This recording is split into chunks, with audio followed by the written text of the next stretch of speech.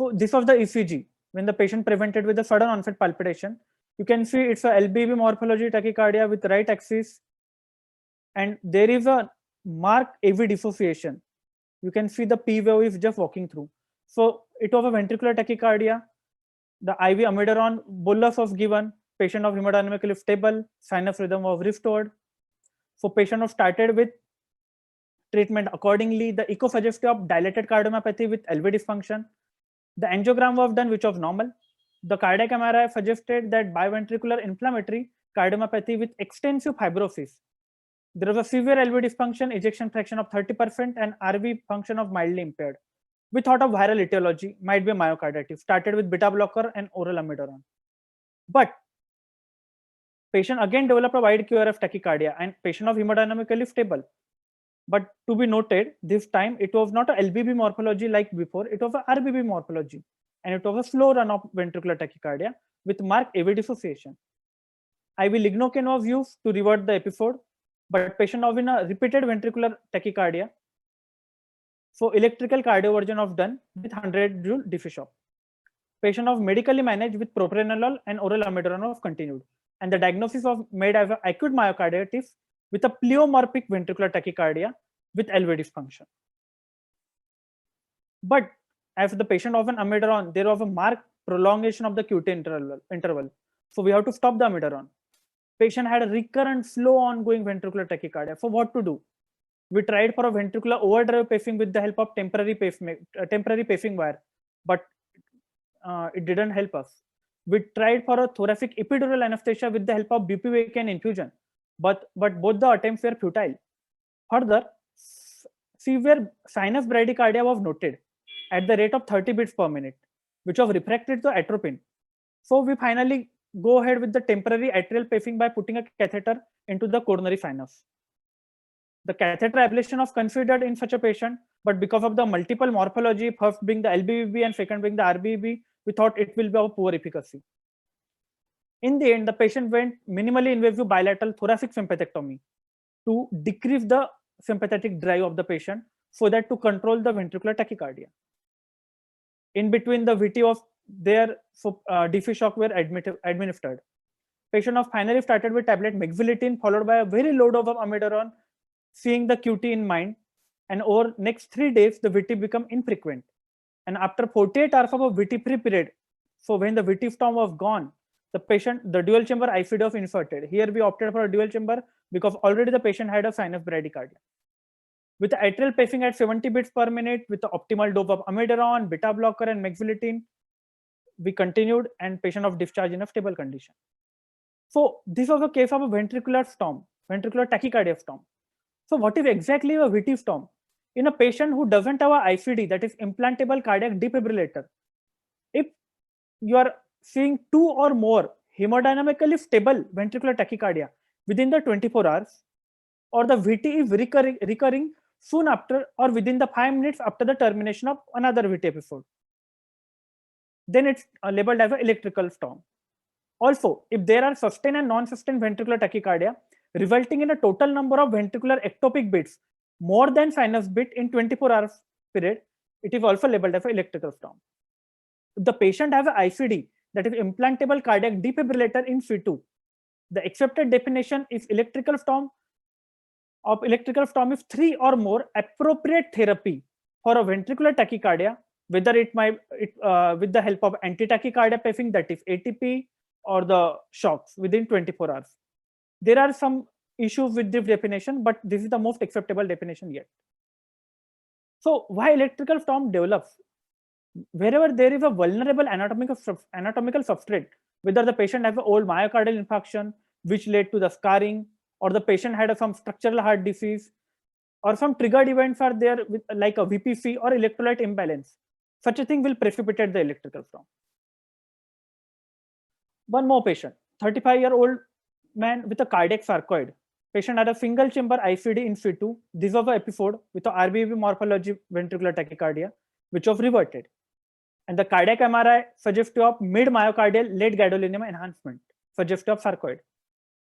Another patient, 15-year-old girl presented with ventricular tachycardia, diagnosed on evaluation with the COX, that is tuberculosis. Patient had a RBB morphology VT, which was reverted, and the cardiac MRI suggested tuberculous subepicardial late gadolinium enhancement.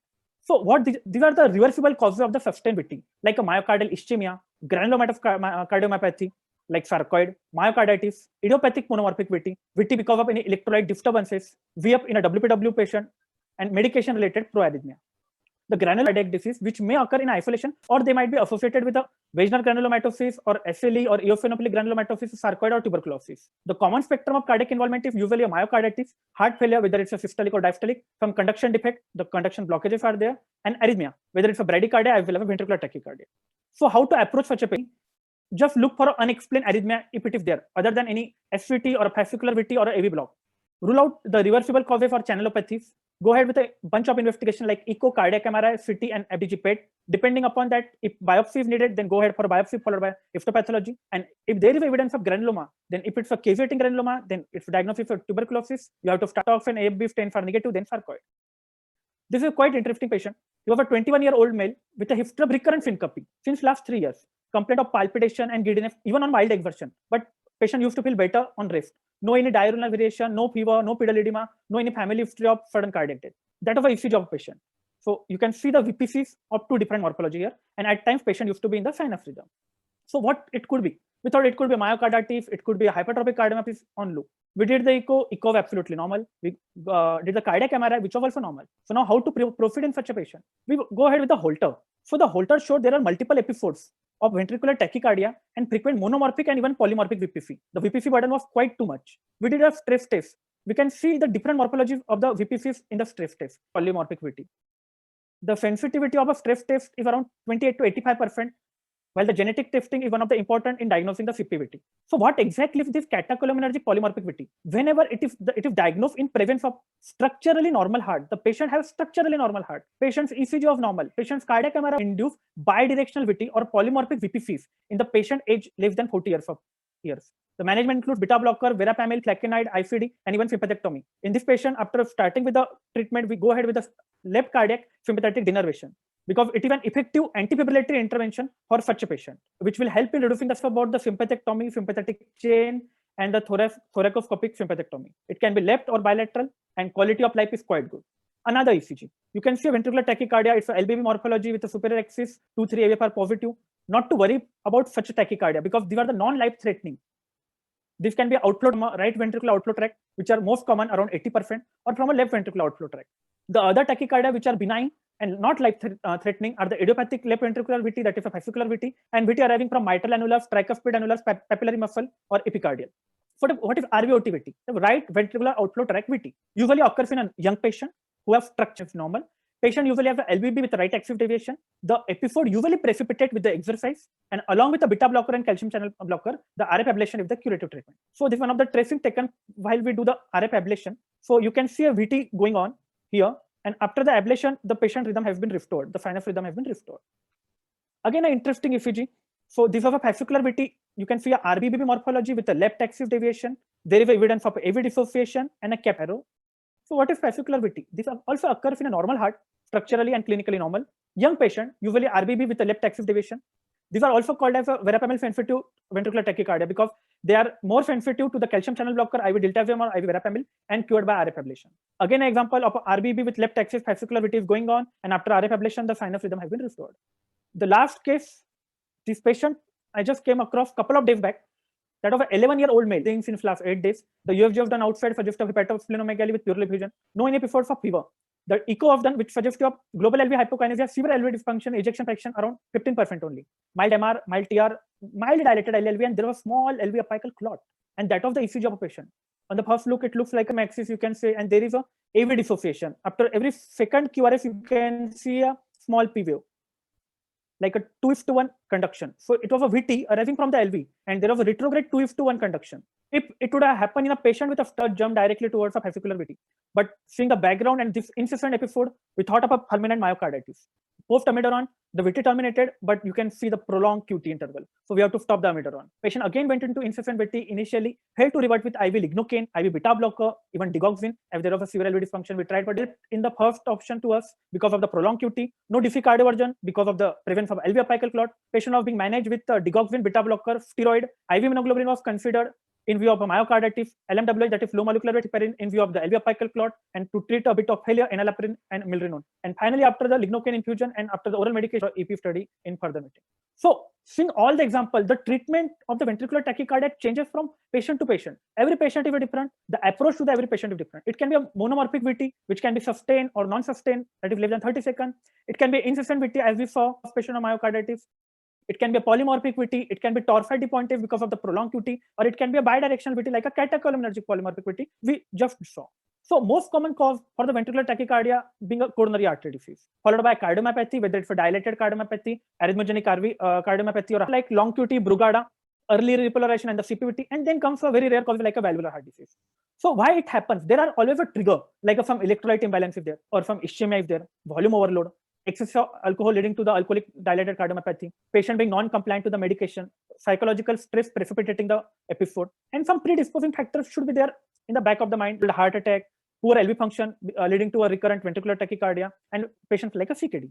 So how to evaluate? Whenever a patient comes to you, take the detailed history of a patient, see for any prior diagnosis of the structural heart disease, any risk factor, what are the exact symptoms of the patient had a syncope or not, any family history of sudden cardiac death, evaluate the patient clinically needed, like we suspected of CPVT in the case we just discussed, and then advanced imaging like cardiac MRI, CT, or coronary angiography if needed. So this will be the evaluation of patient who had an episode of ventricular tachycardia, not in a patient who's coming to you immediately with a ventricular tachycardia, to whom you have to treat first. So broadly normal heart or structurally underlying some structural heart disease. If it's a normal heart, for example, we'll use a laser pointer. So it's a structural normal heart. So it can be idiopathic VT, like an outflow tract coming from a most commonly RVOT, or can be LVOT. It can be fascicular VT, that is RBB with a left axis deviation with AV dissociation because of VT, they are arising from papillary muscle VT, or a primary arrhythmic syndrome, which can occur in a patient short QT or a catecholinergic polymorphic VT. Or the VT can be there in an underlying structural heart disease, like a ischemic cardiomyopathy or a non-ischemic cardiomyopathy. When it comes to a non-ischemic, it can be idiopathic dilated cardiomyopathy, hypertrophic cardiomyopathy, Chaga disease, and cardiac sarcoid. So we have three different modalities. Go ahead with a medical therapy, antiarrhythmic drugs. Go ahead with a device therapy, that is a defibrillator, ICD or CRTD, which will help in the ATPs, that is anti-tachycardia pacing and delivering shocks, or a catheter ablation or surgery. So broadly, the management consists of, first of all, correct the reversible cause. Look for the imbalance is there or any fluid overload is there. Early pharmacological sympathetic blockage is very important. That can be done even with the help of a bupivacaine in the thoracic epidural, which we see in the first example. Deep sedation or intubation with general anesthesia. Usually it helps in calming down the sympathetic activity and helps in controlling the ventricular tachycardia. And organ classification. Reprogramming of the ICD. If the patient has a history of ventricular tachycardia, ICD is there in situ and patient is getting again and again VT, you have to reprogram it to minimize the shock. You have to increase the ATP so that anti-tachycardia pacing will overdrive the VT and will terminate rather than giving shock in each and every episode. Neuroaxial modulation, like a sympathectomy, which is left, or usually we go ahead for a bilateral or a neuroaxial modulation, and in the end, catheter ablation. So just a brief, very briefly, we'll just discuss the therapeutic strategies. See, antiarrhythmic drugs, they are the first line of management because they are inexpensive, they are rapidly effective. If the patient has an ICD in situ, they will help in decreasing the frequency of the ICD shock, even a general arrhythmic drugs. But there are some contraindication and there are some side effects of each and every drug in long-term therapy. ICD, implantable cardioverter defibrillator. That is, it's secondary prevention for a VT or a primary prevention in the patient who has an ischemic or a non-ischemic cardiomyopathy. The most important advantage is that mortality benefit. ICD is not going to prevent the VT, but it's going to cure the VT with the help of ATP or with the help of shock and will. Catheter ablation. If the patient has a ventricular tachycardia storm, which is ongoing or recurrent, like the last example we just saw, the catheter ablation will certainly help in reducing the VT burden and frequency of a ICD shock. In addition to that, it helps in decreasing the need of an antiarrhythmic drug, and vice versa, catheter ablation prophylactically. But it's an invasive procedure. There are some procedure-related complications. And sympathetic denervation, though not exactly proven in every aspect for the refractory VT, but they definitely help to reduce the burden and the frequency of the ventricular tachycardia in the patient with ICD having VT. The complication of the procedure are the major disadvantage and the limited evidence. So the conventional Williams-Vaughan classification, the sodium channel blocker, that is a class 1, the beta blocker class 2, the potassium channel blocker class 3, and the calcium channel blocker class 4. And others like adenosine, digoxin, and magnesium sulfate. The class 4, diltiazem and verapamil, they are more effective in the patient of fascicular VT, that is left ventricle, is one of the most important drug which everyone uses nowadays. There is some emerging role of a beta blocker, especially in form of propranolol in the patients of ventricular tachycardia, though the efficacy of propranolol as compared to metoprolol is almost equal in all of the studies. And the most important sodium channel is the class of lignocaine, and even the oral form is of mexilitine.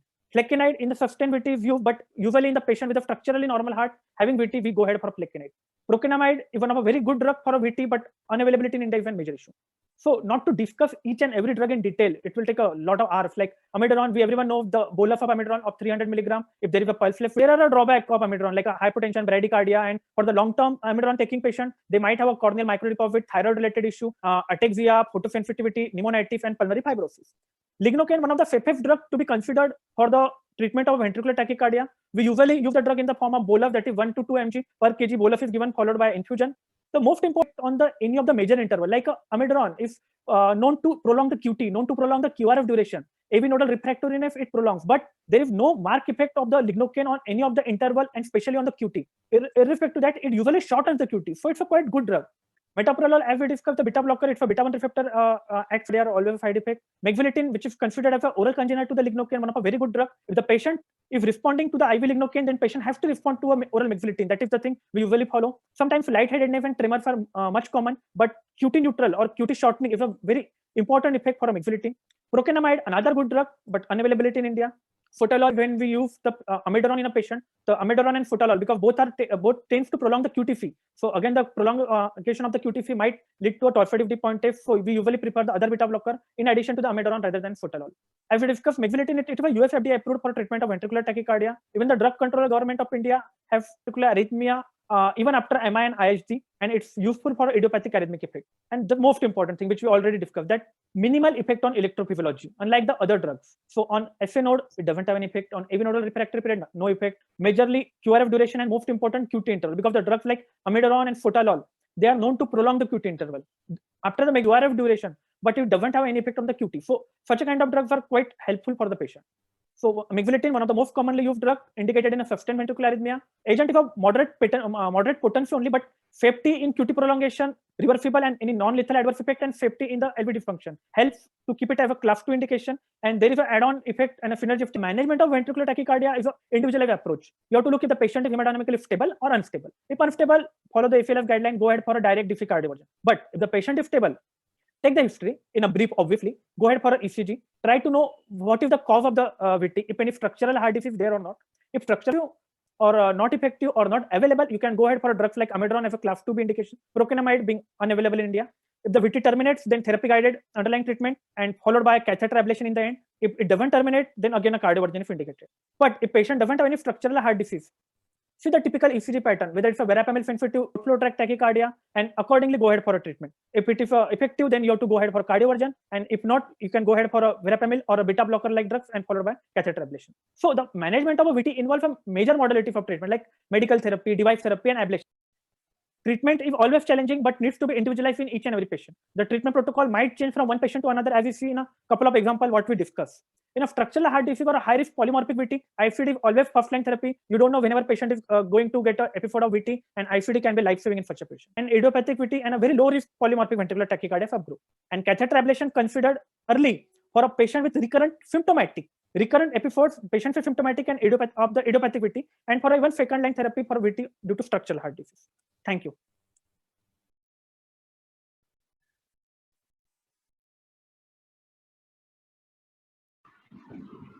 Any questions, doctors? You can please unmute yourself and ask Dr. Chetan the questions. Write in the chat box, whatever is convenient from them.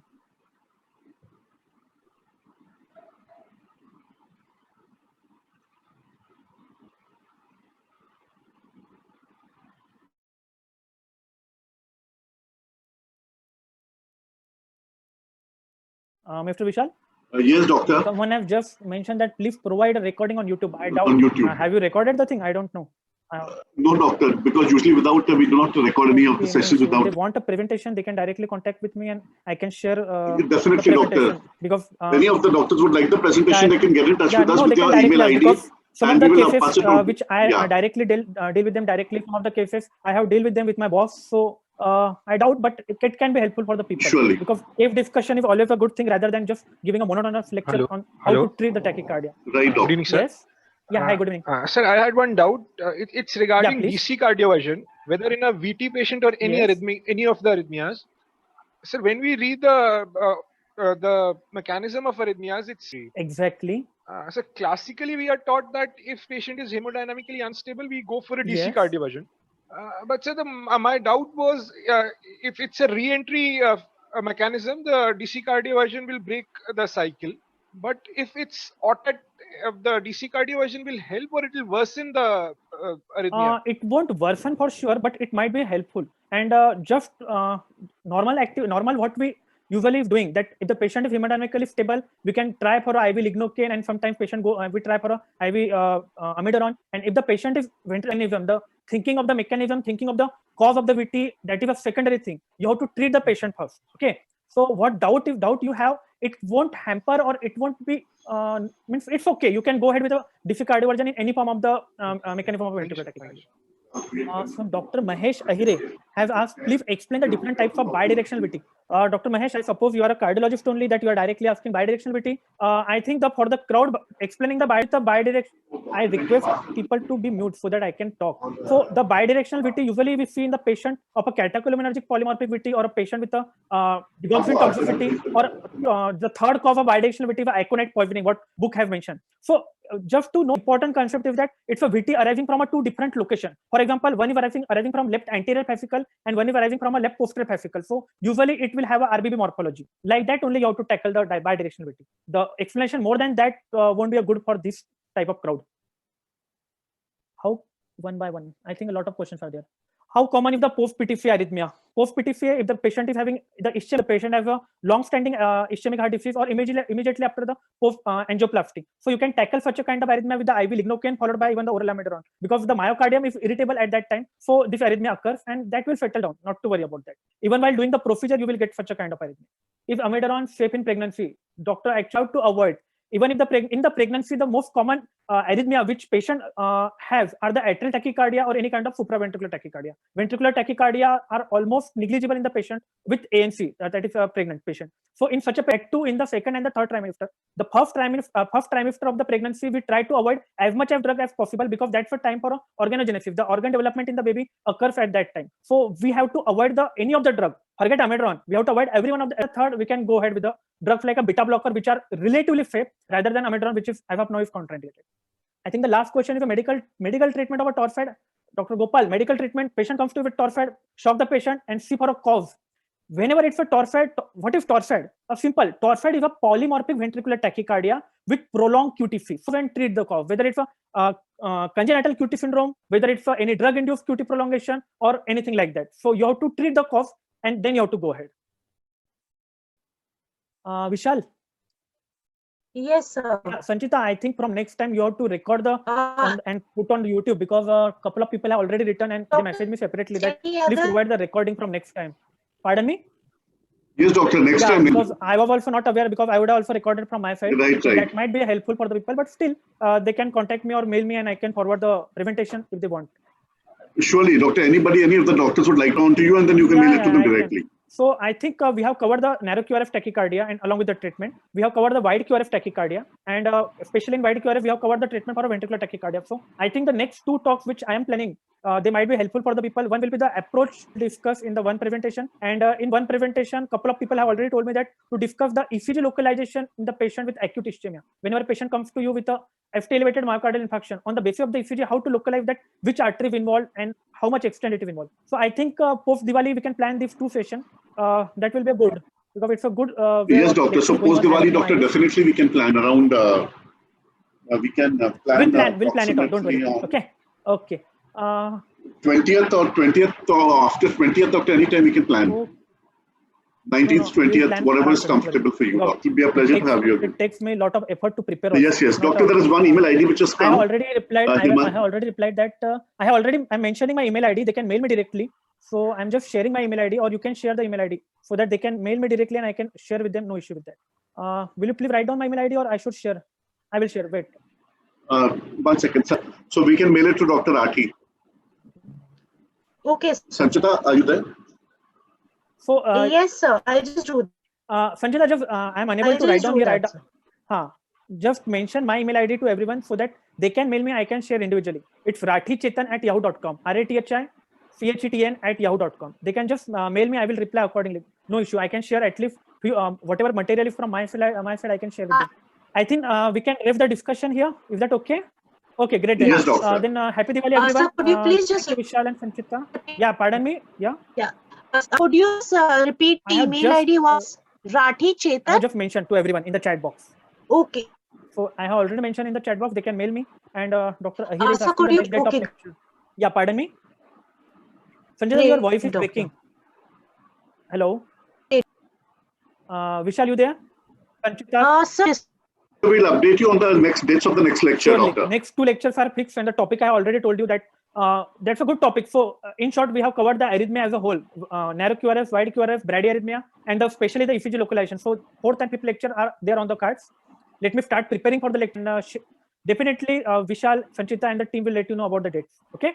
Yeah. I think we can. Yes. Thank you very much, doctor. Wish you all a very happy Diwali and a very prosperous New Year. Thank you, everyone. Happy Diwali. Thank you, doctor.